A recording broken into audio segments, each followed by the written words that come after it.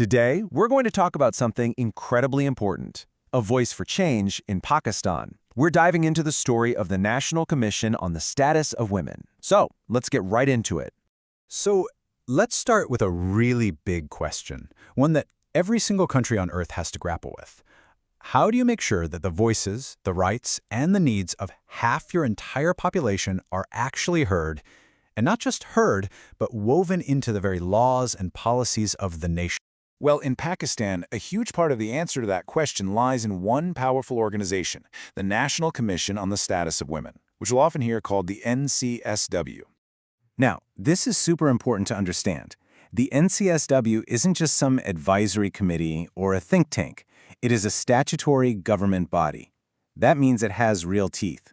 And its mission is crystal clear: champion the freedom of women, fight for equal opportunities, and work to get rid of all kinds of discrimination. That is the foundation for everything they do. But a body this important doesn't just appear out of nowhere, right? So how did it come to be? Let's take a look at its journey, because it really started as a grassroots demand and grew into a national institution.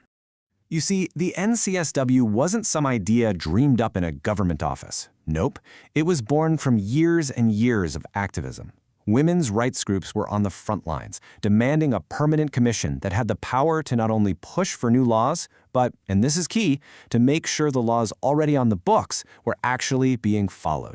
And this timeline really tells the story of its evolution. It all kicked off back in the 1980s, when activists first made that call. It took 2 decades, but in the year 2000, the NCSW was officially born. But the real game changer, the moment that leveled everything up, was the NCSW Act of 2012. This is what gave the Commission its full legal power and a much bigger mission. A year later, it got financial and administrative autonomy, which really cemented its role as an independent force for change.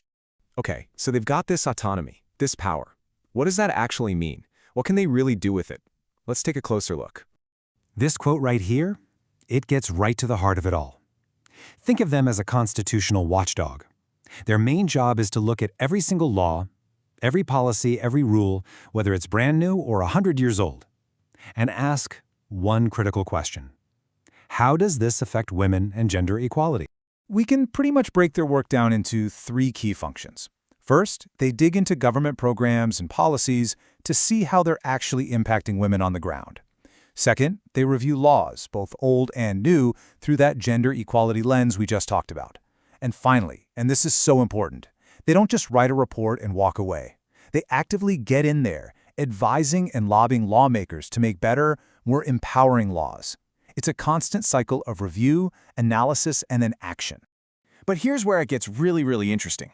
The NCSW's work isn't just stuck in dusty legal documents. Let's see how they take that official mandate and turn it into real-world action that you can see everywhere, from government policy all the way to pop culture. The Commission's strategy is so smart because it's so broad.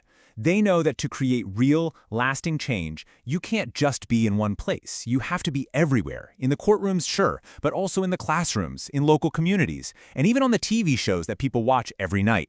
And just look at the range of things they're doing. It's incredible. One minute, they're building a massive national gender data portal to make sure everything's backed by evidence. The next, they're out in the field helping women in low-turnout areas register to vote. They even supported a TV drama that bravely tackled tough subjects like human trafficking. And by pushing for paternity leave, they're changing the conversation about gender roles for everyone. They're even thinking about the future with plans for a women's museum. The scope is just massive. And when it comes to the big, heavy-hitting legal stuff, their influence is absolutely huge.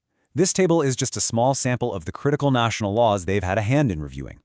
You can see they're tackling everything from the deeply personal, like the domestic violence bill, to modern problems like online harassment in the cybercrime bill, and even protecting minority rights.